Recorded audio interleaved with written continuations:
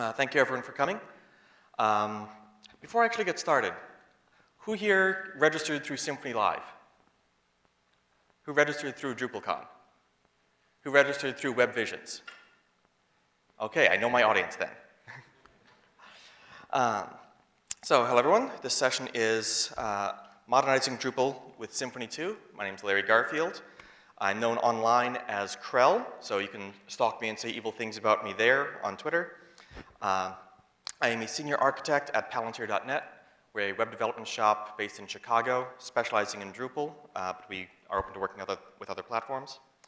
For Drupal 8, I'm the Web Services Initiative Lead, which means I'm in charge of doing all the things that are the reason that these two conferences are together. I am the Drupal representative to the PHP Framework Interoperability Group, which we're not really going to talk about here. I'm an advisor to the Drupal Association and general purpose busybody and API nerd. But enough about me. We're going to be talking about Drupal today. Drupal is huge. Somewhere north of 2% of the internet runs Drupal. This slide is actually a year old. DrupalCon Denver, and this is a terrible crop on this slide, I apologize. DrupalCon Denver last year had over 3,000 people at it. This is part of the picture for this conference, for DrupalCon Portland that we took on Tuesday. This is 3,300 people, just at the developer conference. Drupal is not just a large community, it's a very active community. Among the top open source projects, I think this project count here is based on number of modules with full, stable, supported releases. There's thousands of modules available, but in terms of high-level projects, more than Apache, more than OpenMRS, more than Eclipse, more than Mozilla. In terms of number of people with commit access to add code to the system, either core or the Drupal contributed modules, 25,000. That's more than an order of magnitude larger than anyone else on this list. There are somewhere around 20,000 new Drupal 7 sites added every month. This is, again, I think as of last fall, so that number may have gone up since then. So basically, Drupal is awesome. We know that, right? Those of you coming over from DrupalCon? Okay. Which means, current version is version 7. Or why is Drupal awesome? Sorry. The really big thing that makes Drupal so cool and so popular is that it really enables the point-and-click site builder. Drupal's got its APIs, it's got its capabilities, but what really makes Drupal in the marketplace is this idea of being a real click-friendly CMS, a real content management system. So for example, with the entity system in Drupal, you can click together your own data model, real content modeling in the browser. The rules module that's available, you can click together your own business logic. From the very simple, when someone saves a node, send an email, to something very complex, scheduling tasks, all these kind of things, just strictly within the browser. And if you want to extend it, there are clean plugin points to do so. Views lets you just click together your displays. So you've got your entire pool of data, and I want to pull out this slice of it and put it here, and this slice of it and put it here, and this slice of it and put it here, and I'm doing the mind thing again now. And this gives you a level of essentially programming via the browser that is unmatched in any other system on the market, open source or proprietary. And that really lets you then click together your entire site by pushing buttons. There are Drupal sites out there, there is no custom code involved, you don't need it. Both of these things, this slideshow, this administrative list, these are things you can click together with Drupal using views, entities and fields, maybe some rules if you want to add some behaviors when the user takes certain actions. You just click it together. And so, all right, this is good, this is good. Let's make Drupal 8 even better. And this is the goal we set out to do. Unfortunately, there's one slight problem with that.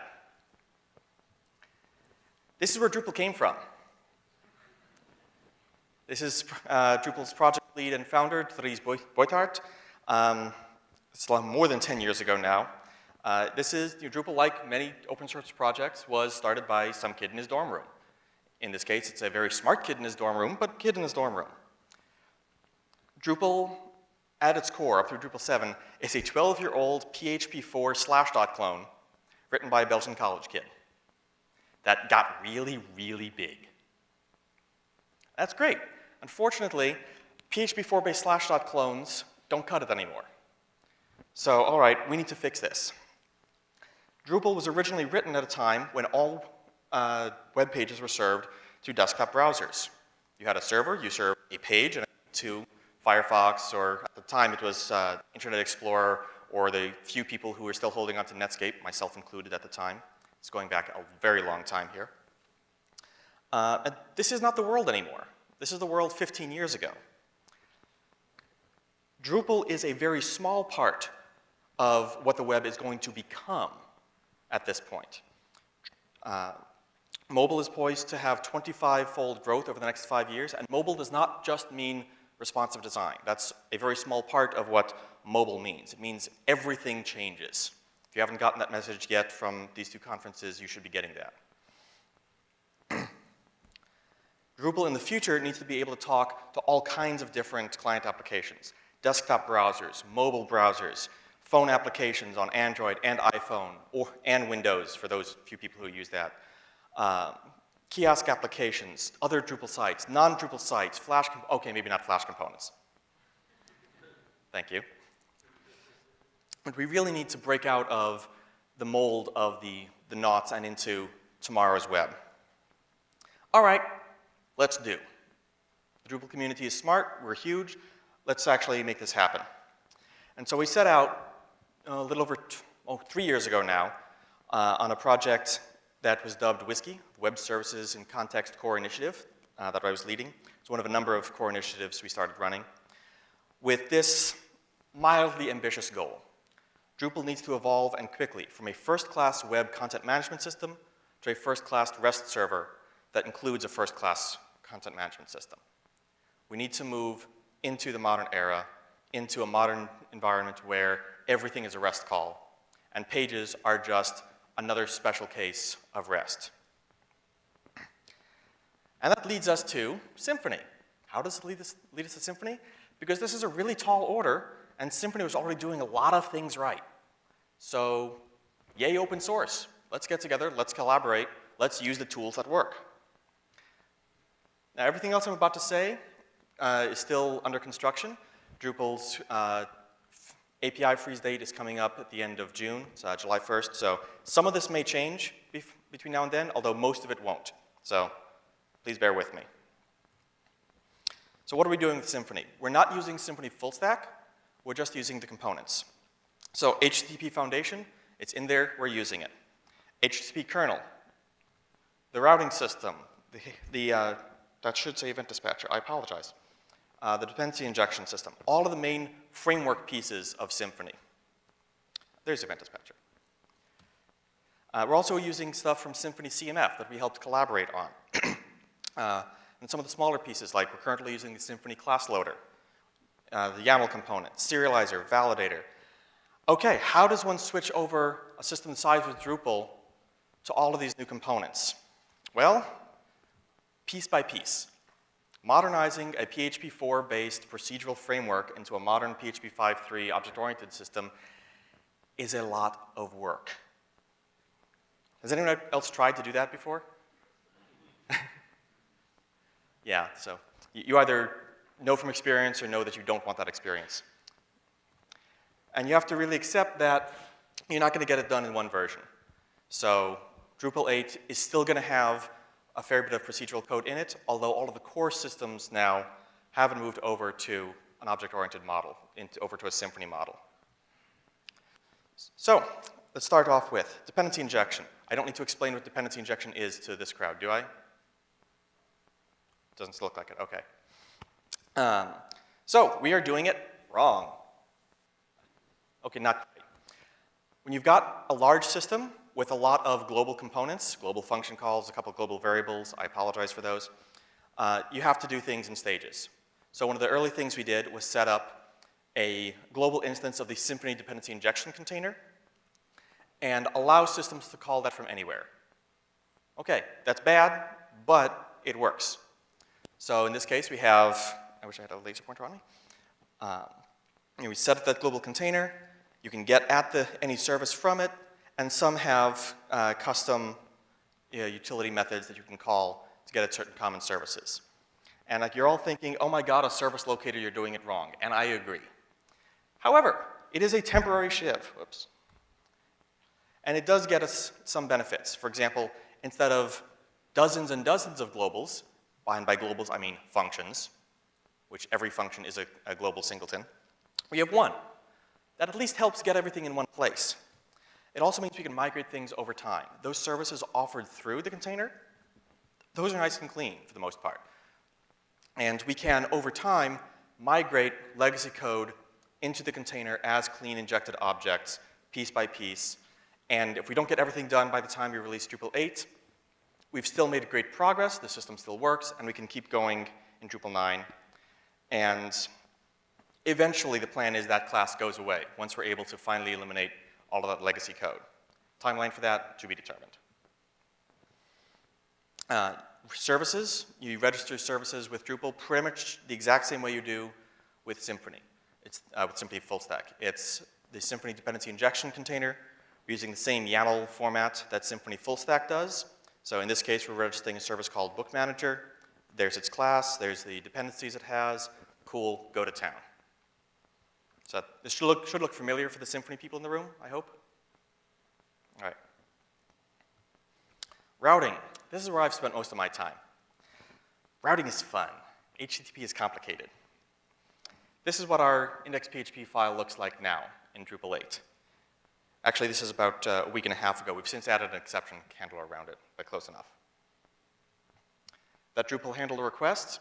We still have some bootstrap initialization we do. We're in the process of ripping this out as we speak.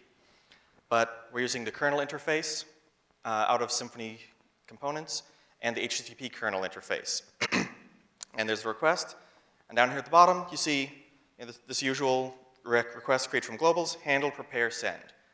Should look very, very familiar to the Symfony folks in the room, and even kernel terminate. HTTP kernel. Who's actually worked with kernel directly? HTTP kernel directly?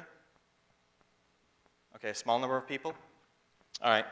So HTTP kernel is the main pipeline in Symfony. That's what fires the request event, the response event, hands code off to the controller. We're using it almost exactly straight out of Symfony. The only modification we have is we have one utility function that we're pulling out of Symfony full stack. Otherwise, all of the core logic, the core routing system at the base of the system is the same as in Symfony full stack. So if you're used to working with Symfony, it should be a lot easier to transition over to Drupal 8 and see, oh yeah, I recognize these concepts. I recognize these events. And going the other way, you're starting in Drupal 8. You want to do something in Symfony2 that's just a more pure framework, then all of the same concepts are in the same place. Requests, listeners, and so forth. The router. Who's actually played with Symfony CMF yet? One person? Okay, a couple of people. It's kind of cool. But one thing that we found that they needed, that we also needed, was routing more powerful than what the routing component in Symfony offers out of the box. We just needed more flexibility, more dynamic capabilities at runtime, and so forth.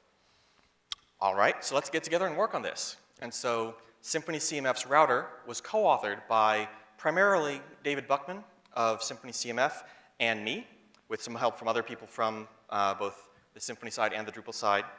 This is now hosted with the Symfony CMF project. We're pulling it and using it, as is Easy Publish. So all three projects are now using the same extended routing system.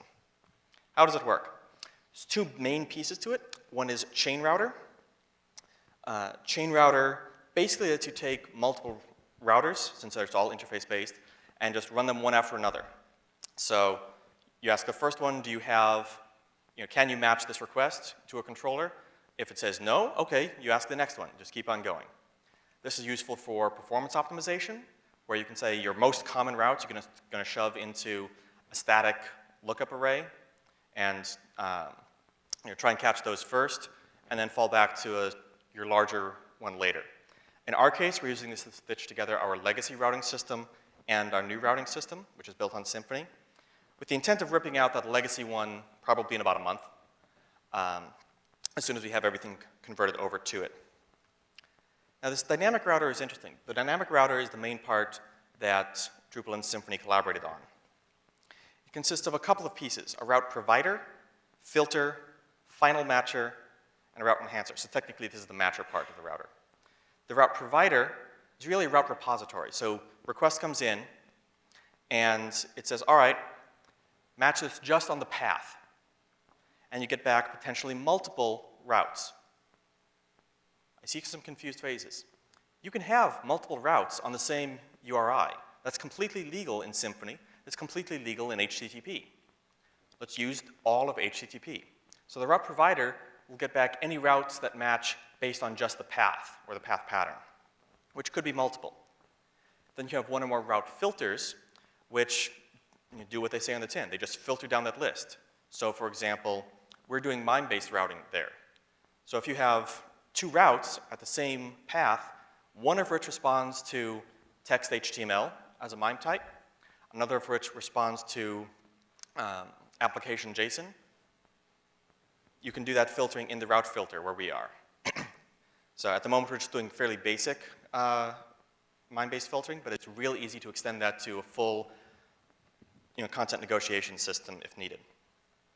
Then a final matcher, it's pretty much URL matcher out of Symfony itself. And that does the job of getting back the attributes to add to the request. And then route enhancers, for the Drupal people in the room, it's basically an alter hook.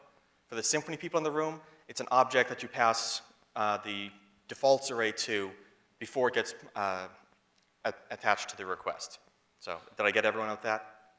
Okay. So deeper pipeline, a bit more involved, gives you a lot more power. And as I said, this is cross-project collaboration at work here. For defining routes, this should look very familiar. It's very, very similar to Symfony full stack. You have a YAML file that goes with each module that defines your routes. Routes have a name, they have a pattern. The defaults work the same way. There's a couple of key things here, though. This controller key, that's the same as one as in Symfony. And then there's this underscore permission and underscore access system cron. This is part of our access control system in Drupal. So Drupal is not using the Symfony security bundle.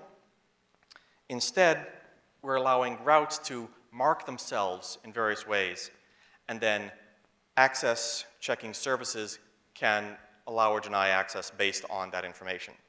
So for example, the second route here, system machine name translate, will only allow access if the user has the access content permission. Put whatever permission you want in there and so forth. Getting a bit more complex, what's this underscore content and underscore form thing? Those are cool. Because you don't want, well, in the case of Symfony full stack, usually the controller is responsible for the entire response. That's not the case in Drupal. In Drupal, most pages are responsible only for the content region of the page. And then the wrapping around it is controlled by the global theme. Because there's a lot of variables that go into that that you don't necessarily want to have to deal with in every controller. So you can specify underscore content, which will be used as a controller just for that central chunk. Underscore form identifies an object that will be used to build a form, a Drupal form, that will get used as that content area. And then we have route enhancers. This is what I was talking about with that alter hook. That say, okay, like this one in particular, so, all right, if there's no controller specified, but there is a content specified, then depending on the MIME type of the request, assign a different controller to it. Why would we do that? Because now, any page you specify with the underscore content and say, I'm just going to put this content at this URL, Drupal will take care of the rest, that take care of the rest could be turned into an HTML page, or it could be pop it up in a dialog through Ajax, pop it up in a modal dialog, pop it up, just request it wholesale as a string so the client side can place it into a page wherever it wants to. This is incredibly powerful once you start taking advantage of MIME types. We have several custom MIME types we're using in Drupal 8. This is just a selection of them.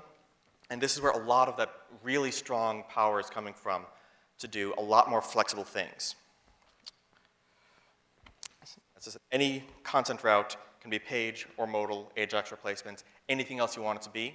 You can just write a new route enhancer and say, okay, for my custom MIME type, do this other thing instead.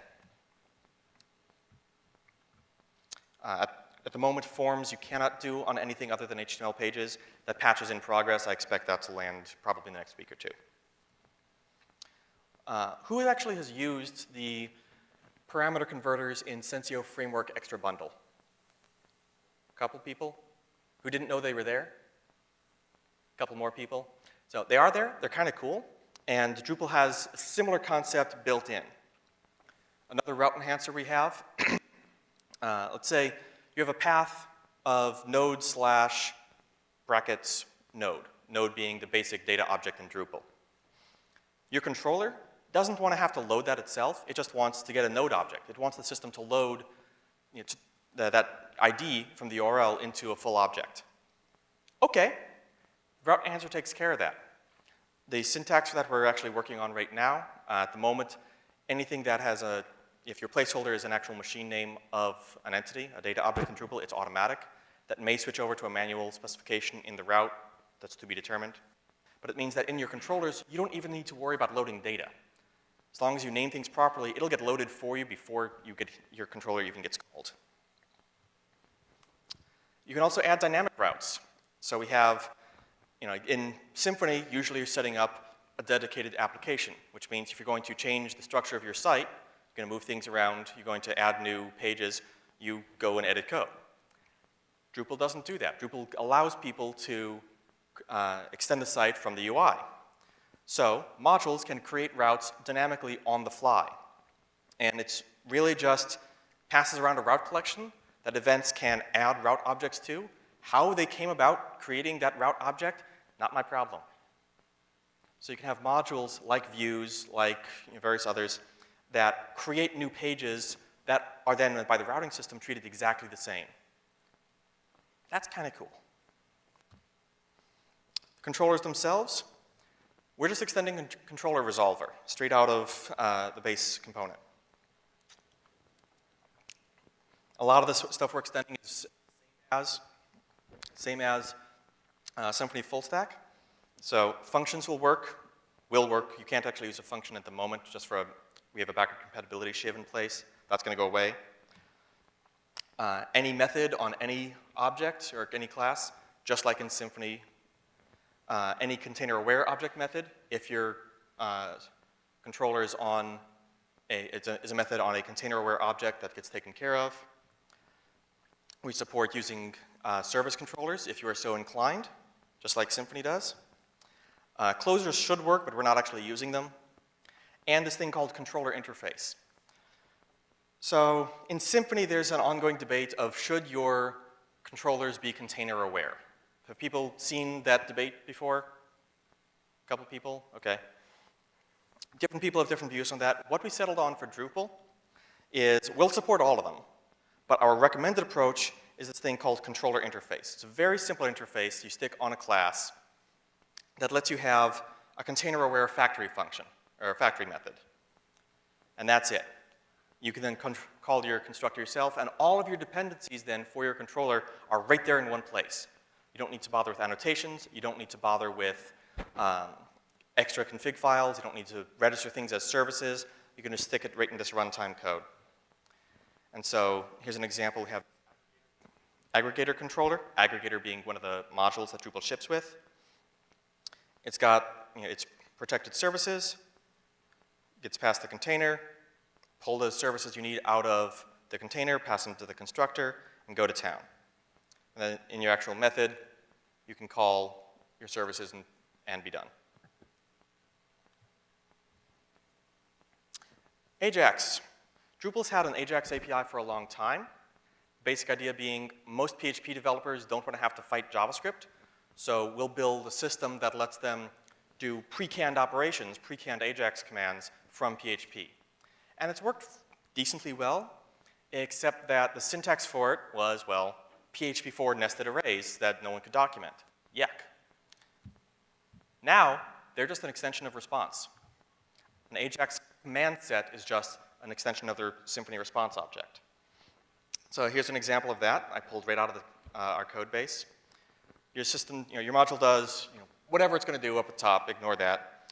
Then it creates a new Ajax response class, which is extending the response class. You add commands to it. You can add multiple commands. These are insert text at this ID, replace text at this ID, pop up a modal, delete a piece of text, or a part of the DOM, whatever it is it's going to be, and then just return that response object. Controller returns a response object. It just gets sent on. When we then prepare that object, all of it gets compiled into the necessary JavaScript to run on the client. And then there's client-side JavaScript that ties into it as well that comes pre-canned. It's much simpler to use than in earlier versions. Very easy to do things like, user clicks this button, fire a command back to a controller. It returns a response that changes this thing over here. Okay, nice and easy. REST. This is what we actually set out to do in the first place. Who's actually familiar with REST as a concept? Do I need to? Okay, good. Everyone knows that. So Drupal 7 and earlier matched only on the path, which meant we couldn't really do MIME-paste negotiation. And we didn't really support anything other than get and post. And in fact, the get and post were differentiated in the controller or in the page callback rather than as part of the routing system, which is really kind of gross. No more.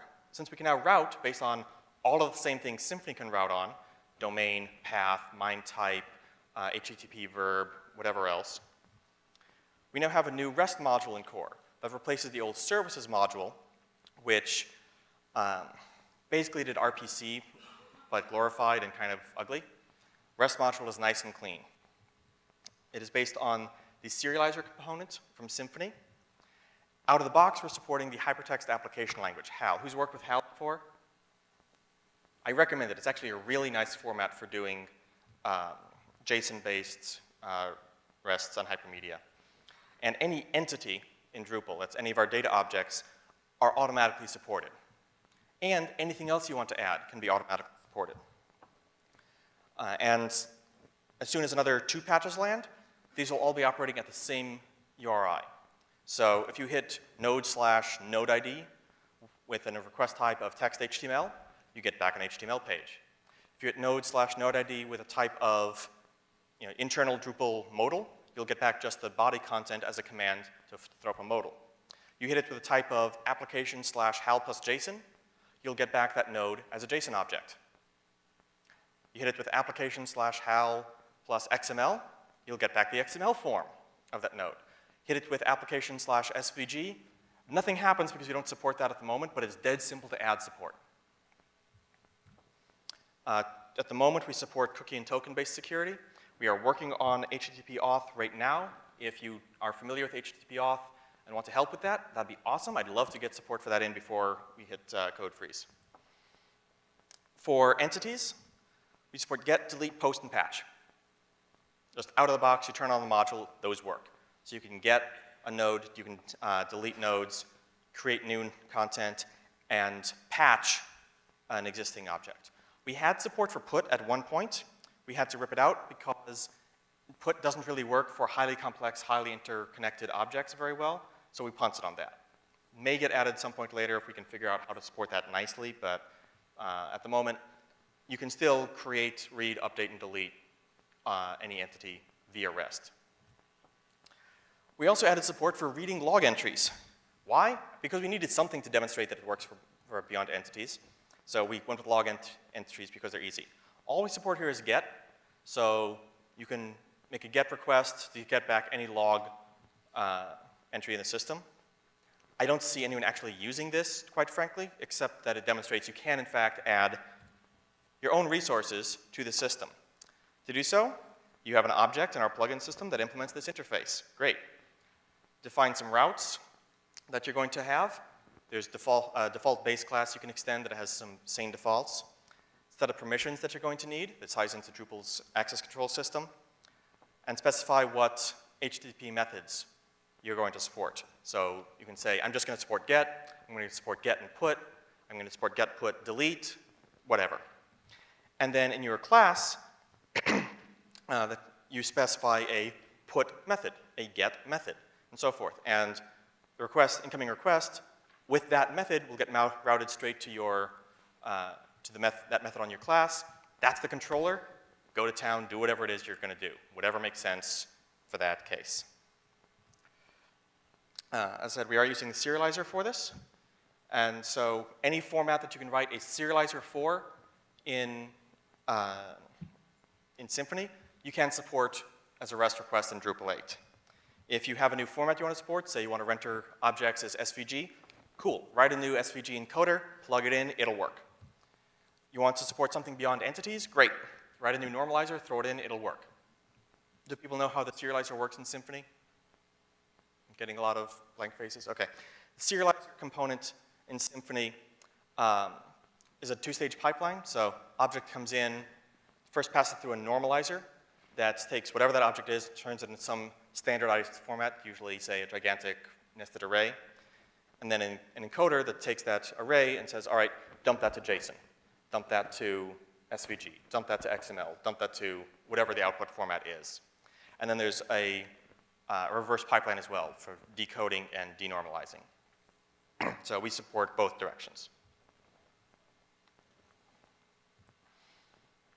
All right. There's a lot about Symfony. So what is Drupal doing besides stealing stuff from Symfony? Well, let's see. We have a new plugin system. Drupal folks in the room, do you know CTools plugins? Same concept, but way more awesome and written for PHP 5 instead of early PHP 4. Really, it's for anything that is user configurable logic. So if you want to click things together in the UI, you're going to need the UI, you're going to need something configuration driven. Plugins are your go-to tool. Drupal 7 and earlier had somewhere around a dozen different mechanisms for doing this just in Drupal core, plus contrib and a whole bunch of others. We're unifying that around a single model so you have one thing to learn. Plugins consist of discovery and instantiation. Really, all they come down to is a way of finding all the available plugins and then creating a plugin for you on the fly as needed, which is straight up factory logic. Managers are the core of the plugin system. So in this case, we have Archiver Manager. This is a plugin system for tar, zip, RAR files, and so forth for downloading and decompressing archive files. So in this case, we're saying, all right, we have an annotated class discovery, so we're going to find available plugins by looking at class annotations. We're going to allow those definitions to be modified by other code, so you can modify other systems' plugins if you want to. And then information about all of that is going to get cached. Really simple to pick and choose what parts of the system you want to have. And there's actually a much deeper dive into this system happening right now back over at DrupalCon. I don't know who decided to schedule that, I apologize. And then your factories, create instance and get instance. Again, there's common base classes that you can inherit from that'll take care of most of the common cases. And then the actual implementation is really just a straightforward PHP object. In this case, this is the tar implementation for untarring a file. We've got this annotation here. It's the Doctrine annotation system, so it should be familiar. Add plugin, here's its ID, here's its user-friendly title, here's a description of it, here's the file extensions it handles. Cool. That's all you need to do. And then fully implement the interface, of course. Entities. Drupal's entity system is the fundamental data object system in Drupal. It's kind of, if you're using Symfony full stack, you would use Doctrine for this. This is our alternative. We don't admit that it's an ORM, but at this point, it's pretty much devolved into an ORM, but a very robust one with a lot of internal structure to it. It does leverage the validator component out of Symfony. At this point, we're basically on the third iteration of this. So it is actually a fairly mature system by this point. The first version of it was in Drupal 7, which the Drupal people in the room know was kind of half-baked. It's been more fully baked, and now it's being recooked. And I'm running out of metaphors here. So if you may have heard the term around Drupal development circles, entity NG, that's the third iteration that we're busy porting everything over to. It's a really, really powerful system and manages to dodge a lot of the common problems with ORMs. And the really great thing, you can actually do things programmatically finally. We've managed to finally separate that out from a lot of the other spaghetti from earlier versions of Drupal. So if you're working with objects in Drupal, or data objects in Drupal programmatically, it's a lot easier now. Why are we not just using Doctrine? I'm sure someone in this room is going to ask. Is anyone planning to ask that? Okay, thank you, I knew someone would. Glad you asked. Well, we have lots of existing systems built in Drupal already, so don't throw something out if you don't need to. Doctrine is also built on a very different model than Drupal's entity system. It's not a bad model. From my limited amount I've worked with it, it's not a bad system by any means, but the kind of flexibility Drupal needs is just not really in Doctrine. Doctrine assumes you're going to create data model classes for each object. In Drupal, you define them in the UI at runtime, and you have fields that have to be multi-value and maybe shared between different objects or between object types, and may also, you query against these multi-value fields that are shared across multiple objects. Doctrine, by default, doesn't really support that well. The entity system does. So yeah, we need that runtime behavior to support most of the user configuration we do. SymfonyLive or Drupal, who has worked with Drupal before? Okay. Who's tried to move a Drupal site from development to production? Who has tried to move updates from development to production? Who has enjoyed that process? One hand, okay. So we've got one masochist in the room. Yeah. That's because Drupal traditionally stored its configuration in the database because it's a really easy place to stick all of this user-based configuration. And that's great and wonderful and easy until you try to deploy changes to production and then you go, ah, crap. The usual answer to this has been the features module, which was not really intended for that. It's just the best bad tool we had available for that. So another one of the initiatives for Drupal 8 was rip that out, put in a really solid deployable configuration system. So we've gotten rid of the database configuration for almost everything. Instead, we're now using YAML files stored on disk, generated by the system. So when you make a change in the UI, that writes a YAML file to disk with your configuration changes. This is using the Symfony YAML component. If you want to do stage import and deploy, that is built into the system. The workflow we're looking at is you've got your live site, you've got your dev site, you make changes on your dev site, push your buttons, whatever. You've got your files on disk, check them into Git, deploy to your production server, go to your production server, push a button that says import new configuration, and now those configuration changes, new views, new content types, new settings, and so forth, are all live.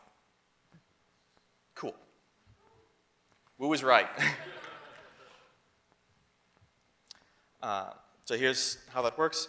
A module can ship with default configuration. So in this case, the book module has an allowed types setting that by default is just book node types, but you in the UI can configure that. Navigation mode, I'm not exactly sure what all of these things do for this module, but in code, you have your configuration manager, get book.settings, which is the file ID, and then you just get values out of that. So if you have a module with a lot of configuration, you can break it up into separate pieces and pull in just the configuration objects you need. Any data structure supported in YAML, we're supporting as well. So I think we're mostly doing nested arrays if you want to, but you can have complex configuration. And again, you take types here, modify it, and then call settings set, saves back to disk, clears your caches along the way, good to go, check it into Git. Hooks. Symfony people, are you familiar with hooks in Drupal? A little bit? Okay. Hooks are essentially the Drupal equivalent of Event Dispatcher. but used for an awful lot more than just events. We're also using it for registration, for visitor pattern observers. You know, there's a lot of things we do with them. It's basically procedural aspect-oriented programming. And that's all well and good in PHP 4, but they make unit testing virtually impossible. So we've been trying to move away from that, actually, in Drupal 8. They are not going to go away in Drupal 8, but we are planning to bridge them over to Event Dispatcher, either in Contrib or in Core, still to be determined. But our goal is that if you want to interact with Drupal, you should be able to do that just from event listeners, because they are roughly comparable, not completely, but roughly comparable. Exactly what that bridge is going to look like, we're still working on. There's an open issue for that right now. I predict hooks will be gone in Drupal 9. I see, someone said, whoa, I saw someone do a fist bump. What's that? Yeah, based on conversations we've been having, I expect hooks to be gone in Drupal 9. They'll live on for the time being alongside Event Dispatcher, but Event Dispatcher is the direction things are moving. All right, so that's Symfony stuff, our new homegrown hotness. What else we got? Twig. You've all used Twig, right? Symfony people? All right. Who's tried theming the Drupal 7 theming system? Who has enjoyed that process? Yeah, we got a so-so, that's all we got. So we are desperately trying to replace it with Twig. That is work in progress. Our deadline for getting that ready is June 17th because of when our feature freeze is. There are people working on that this week, this weekend. I don't think there's anyone in Drupal that doesn't want to switch over to Twig at this point. It's just a matter of, can we get the code in place in time? And I'm hopeful we will. There's still some things to work out. We're not going to be moving over to the complete, one page that inherits all the way from a common page model that Symfony Full Stack does. We're still using it more along the lines that Drupal traditionally has been, where you have render this chunk of the page using your template, render this chunk, and then a larger, a higher level piece will stitch them together, possibly using another template. So you will be able to use Twig inheritance. That should work fine. We're just not leveraging it in the core system. But it should still be a lot easier to work with than the existing system. And if you want that to happen, please help. We could use it. Talk to me, talk to folks tomorrow at the code sprint. Doctrine annotations. All we're pulling in is the annotations library, which we actually did some work on because we have a lot of code and we parse it at runtime. Not every request, but we do parse it from the browser. And the annotations parser in Doctrine required code loaded into memory, which you can then not unload. Well, this is a problem. So one of our developers, Caroline Gishi, did some amazing work, and it can now tokenize files and parse the annotations that way, which is a much, much lower memory overhead. So really nice. Guzzle. Who has worked with Guzzle? Who went to the Guzzle session earlier at that conference? A couple people? Okay. Baked into Drupal. We're really, what's that? Guzzle, I'm sorry. Guzzle is an HTTP client library, so sending outbound requests to other web services. We actually looked at like 6 or 7 different libraries and made a complete wish list of all the things we'd like it to do. Guzzle hit all but I think 2 of them, which was more than any other option on the market. So this is now just bundled into Drupal 8. It's available as a service through the container. You grab it, start sending requests, you're golden. One of the nice things with Guzzle, it's actually a large system. There's a lot of components to it. We didn't want to pull in all of them. We just wanted to pull in a couple. The maintainer of Guzzle refactored the system so that you can now pull in just Guzzle base and then have optional components after that. So that was a change he made specifically to make it easier for Drupal to pull in what it needed. So here we are. If you need the more advanced features, just pull those down with Composer and you're ready to rock and roll. phpunit. Drupal is still using, Drupal has traditionally used SimpleTest, or rather a homegrown fork of SimpleTest for doing testing. We now bundle phpunit as well, and we are trying to migrate our tests over to that where we can. Unfortunately, SimpleTest will live on one more version. Again, no one actually likes it. No one wants to keep it, but we haven't moved stuff over yet. This is work in progress, but this is the direction that we're moving. Again, help here, just moving crap over to phpunit would be appreciated. PSR logger. So if you use monologue, it's now using the interface defined by the framework interoperability group called PSR3. It's a common logging interface, so it makes it much easier to swap in different logging libraries. We are in the process of moving our logging system over to that same model. So it's nice, clean, OO injected standard interfaces, which means hypothetically you could throw in monologue if you wanted to. I don't know exactly how you would do so, but in theory you should be able to swap monologue in if you were so inclined. As I said, this is a work in progress. Again, help would be appreciated. I'm hopeful this will make it in the next week. We're trying to pull in Zenfeed. This is another case where it used to have the Zenfeed library for parsing RSS and Atom feeds. Nice library, it's very well designed, but had, 8, 9 dependencies on it from the rest of Zen framework, which was gross.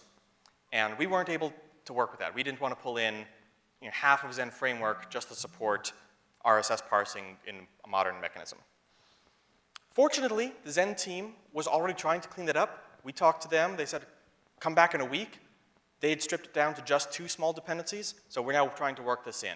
Again, I'm not going to guarantee this will make it in, but I'm hopeful, and this is one of the things we're trying to push for, to bring in Zenfeed for doing really modern RSS and Atom parsing and generation. Other fun stuff. Drupal 8 is fully HTML5 based, top to bottom. Everything is responsive out of the box. All of the core themes. The administration area is all responsive, mobile friendly. Should be very easy now to build your own responsive themes in Drupal. Obviously, you still have to do your own work for writing your own theme, but all the tools to make that easy are in there. We no longer support Internet Explorer 8.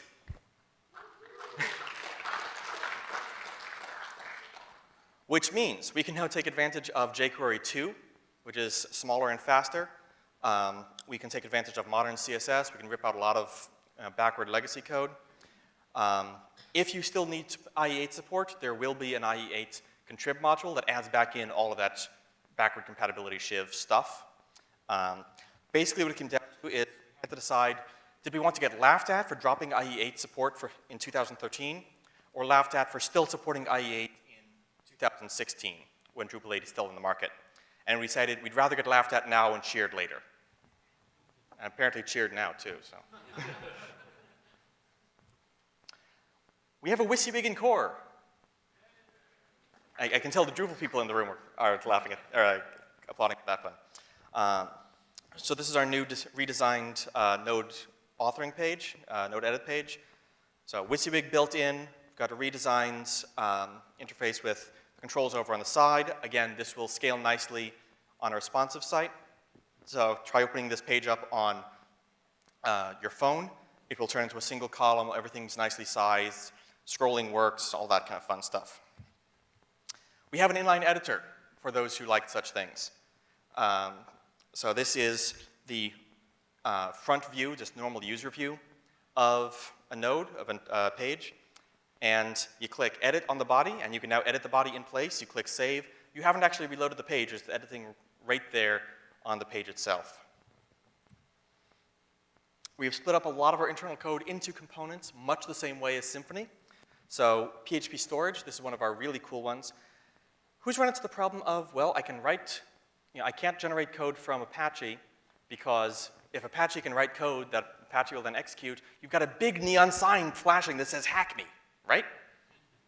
We solved that problem. We have a custom storage system that writes out encrypted, it's not encrypted files, it's an encrypted directory, and does actual file modification time checking with, I think it's with salts. So it is safe. We actually can we can generate our, say, compiled container, dependency injection container, at runtime, write it to disk, and it's still safe and secure and fast. Twig, you can regenerate them at the Twig files at runtime. Those get stored on disk. At runtime, they're nice and fast. Excuse me. Our internationalization system, our translation system, uses the getText specification. That's then split off into a standalone component. The archiver system I mentioned. We have a graph traversal library, some extended reflection tools, all this kind of fun stuff. And we're trying to collaborate with other projects. I mentioned a few cases, like Symfony CMF, like Guzzle, like Doctrine annotations. Because really, working together makes everyone better. Thank you. So, one caveat with that, Symfony2 and all of its components are MIT licensed. Drupal is GPL version 2, which means we can't contribute code back up to Symfony from Drupal. Symfony code can come down into Drupal, but we can't copy our code upstream. But that's okay, we can just work upstream. All right, let's do. So we're also coordinating on security releases now between the Symfony and Drupal security teams. And we are working on Symfony itself. So there have been a number of Drupalers working on Symfony components, and I think a few on framework as well. So for example, flash messages. Who's been using Symfony for more than a year and a half or so? Okay. Flash messages used to be very, very simple, and they were too simple for Drupal to be able to use. We had our own system that was more flexible, that was still procedural code. We want there to be less code in the world, so all right, let's improve the Symfony one. We helped design a new API for flash messages, which Drak, who's a developer for the Zukula CMS, is another Symfony-based project, implemented it, and it's in Symfony 2.1. We're in the process of adding that to Drupal, the Symfony session system to Drupal to rip out our old one. File streaming. Once upon a time, you would stream files off disk using read file or maybe fpass-through. Sometimes you'd send stuff using xsend file if you're on Nginx. And there's really no standard way of doing this. You had streaming responses, but you still had to write this code yourself in Symfony inside your streaming response. And Fabien felt that we need a good solution for this, and it belongs in HTTP Foundation. And we agreed. So we wrote it. And that was added in 2.2. I believe it's binary file response is the name of the class. You have that class, you give the name of a file on disk or any other stream, and you're done. You just return that response, 2 lines of code. And now that's also being used in Drupal 8. We've been adding context to things. So the Serializer component now has support for context, which means really just extra configuration parameters when serializing. That was added specifically in response to the stuff we were doing in the REST module. I'm not actually sure if that was written by Lynn Clark from Drupal or by, who maintains this? Bernhard, I think. I'm not sure who wrote it, but it's in there and it was added based on the work we were doing in Drupal. Validator, same thing. There were some changes made to Validator recently in 2.2 and 2.3, specifically to support the kind of things we wanted to do with the validation system. Those are now back in base Symfony. As I mentioned, the whole Symfony CMF system was co-authored. And then lots of other small issues in various places. There's more here. These are just the ones that I know of off the top of my head. I know there are others I'm not listing here, and there will be more in the future. Okay, so who's excited about Drupal 8?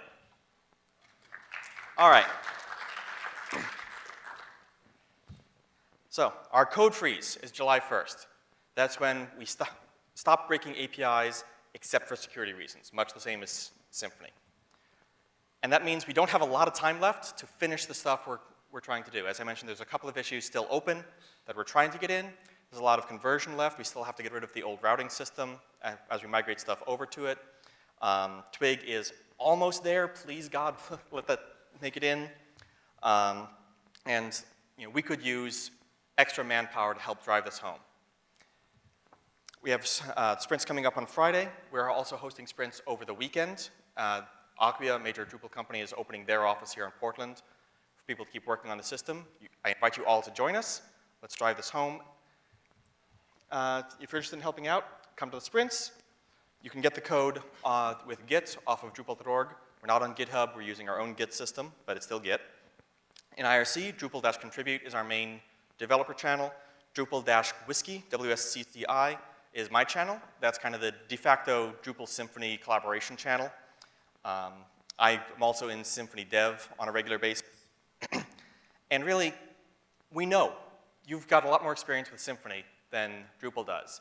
If you find things where we're doing something dumb with the Symfony components and there's a better way to do it, please tell us. Please tell us soon so we can fix it. We want this system to leverage Symfony and Symfony components to the fullest extent possible. We want to make this an awesome system, an awesome collaboration, and we need your help to do that. So, yeah, I'm serious. If we're doing something incredibly stupid, we want to hear that. And then we release when we run out of critical bugs. The current approximate guess is somewhere around end of the year, but Vegas doesn't take odds on Drupal releases. So our hope is somewhere around the end of the year, but we'll see what happens. Alpha 1 was just released this week. So we go through alphas, betas. When we get to 0 criticals, then we hit a release candidate, and then release candidates until we can't find any more criticals to add. In closing, back in November, I was hanging out in the Symfony Dev channel, and someone came in and said that, hi, I'm very excited about Symfony2, but I can't find a good CMS to use with it. Can any of you recommend one? I can. It's called Drupal 8. Thank you very much. Anyone have questions?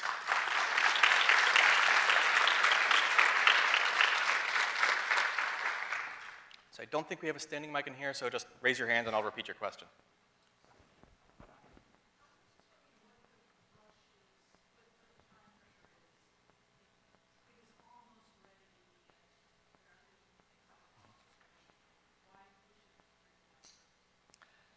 So the question for the recording is, why the hard deadline for code freeze if there's stuff that's almost ready?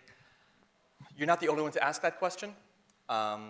It's possible something we might make exceptions for, but we try to avoid that. Mostly it comes down to we've got to stop sometime and actually ship this damn thing. And so any arbitrary date is going to be an arbitrary date, but we do need to just close things out at some point. So like, if we don't get Zen feed in, we've still got an RSS parser, so we can still serve RSS feeds, we can still process RSS feeds, just the code won't be as good. So things like that. So it is somewhat arbitrary, but we have to put a flag in the ground someplace. Code sprints. So Code Sprint Friday is here in this building. I believe down by the DrupalCon area, but I'm not certain of that. Saturday and Sunday are at the Acquia office, which is on the other side of the river. I don't have the exact address on hand, but if you just Google for DrupalCon extended sprints, you'll find the page on the Drupal site on Drupal.org with the information. I know for after Drupal 7, and I think in general, like one reason you gave for doing this work was to improve Drupal performance in the long run. And do you have any evidence of what the impact has been so far? So performance. At the moment, it's still very rough, so not very good. A lot of that, I believe, comes from the fact that we're trying to do Twig and theming rendering system kind of co-joined. And so stripping that out, come on. Stripping that down should help there. Another one is the new configuration system. As we're loading those larger files, it means more disk hits, more disk I/O. We are caching that to the database, but that's still I/O going on there. So there's still work to be done there. The other big one is, and this is my main focus for the next month, really leveraging block caching and HTTP caching well, much the same way that Symfony does. The main blocker there is Drupal 7 had a ton of global functions to set response state. Drupal add CSS to queue up a CSS file, Drupal set title, and so forth. All of those break proper block caching. All of those break caching portions of the page.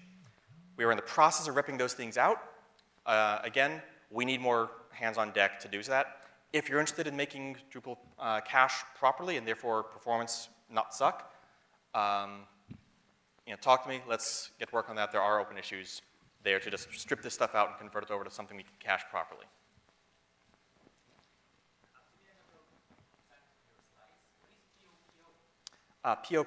Plain old PHP object.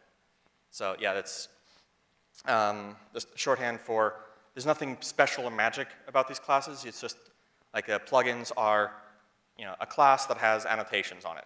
There are base classes you can use if you want to, but there's no requirement for it. Any object will work that way. All the way in the back. Okay.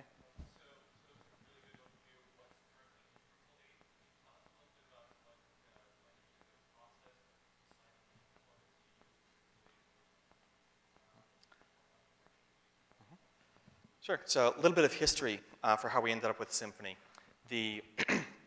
So my initiative, the Web Services Initiative, knew we needed to do more with HTTP correctly than PHP out of the box allows.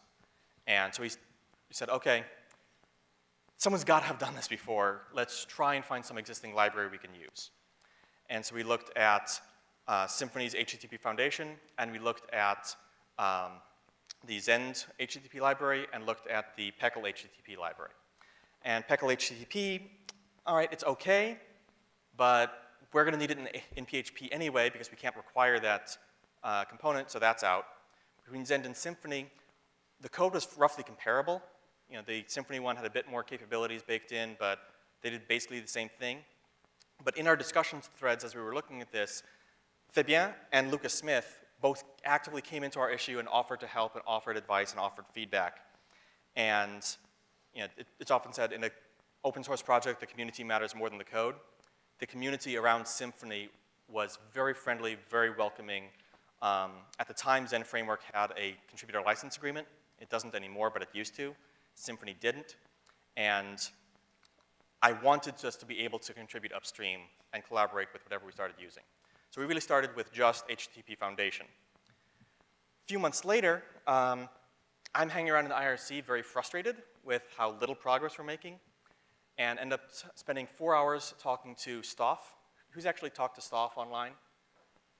A couple of people? Okay, so you know what I'm talking about. He spent about 4 hours in what for him was the middle of the night in France, talking me through how HTTP kernel worked. And I went, well, damn, that's exactly what we're trying to build. Okay, yay, open source. And it just kind of snowballed from there. And so we pulled in components as we decided, okay, we need to do X. Does Symfony have an X component? Ooh, sure, so it does. Let's use that. And so it was a very organic process after that. There are a couple of others we've toyed with. It's possible we might switch over to the Symfony form component in Drupal 9. That's been discussed. Not seriously yet. That's still a very long way away.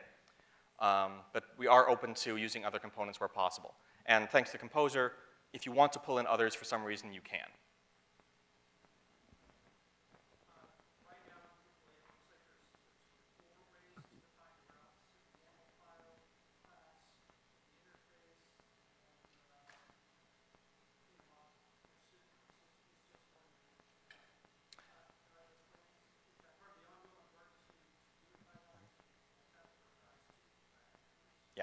So hook menu, we are trying to get rid of for route purposes. It will still be there for actually the visual menu, the actual hierarchy. But the routing part is switching over to being either the YAML file or the dynamic route event. And that's all we want to support for routes.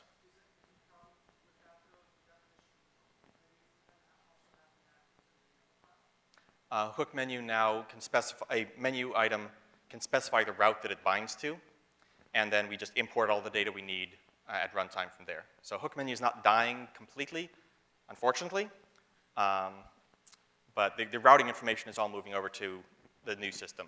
So our goal is to rip out the legacy router at some point.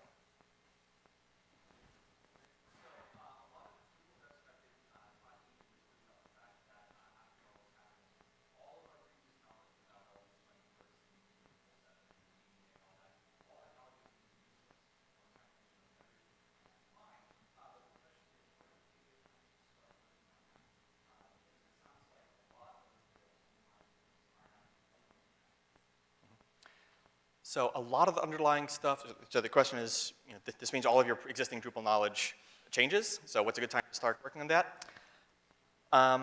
So most of the new stuff is in place at this point, and best advice I can give there, Drupal 8 is coming. You can either get on the Drupal bus now or get run over by it later. We are still in the process of converting page callbacks over to controllers. Those are relatively straightforward issues, but get your hands dirty. we could use people working on those. Twig could use people working on templates to get those converted over. We need people to help just move a bunch of existing procedural code into the objects. We've already got the objects there. We just need to finish porting stuff over. It's a great way to get your hands dirty, get some foreknowledge before the system comes out. Even after code freeze, there'll still be plenty of work to do, cleaning up code, fixing bugs, and so forth. That is really the best way to learn Drupal 8 is to get your hands inside it. Beyond that, shameless plug, my company, Palantir.net, is planning to start offering trainings for Drupal 8 sometime this fall. Watch our website, Palantir.net, for more information on that. We're still in early planning stages, but that is going to happen. We have a nice big training space in Chicago, and we also are considering the possibility of doing on-site training as well. So, and commercial. I think we've got time for one more question, or am I done? All right, I'm done. Thank you all for coming.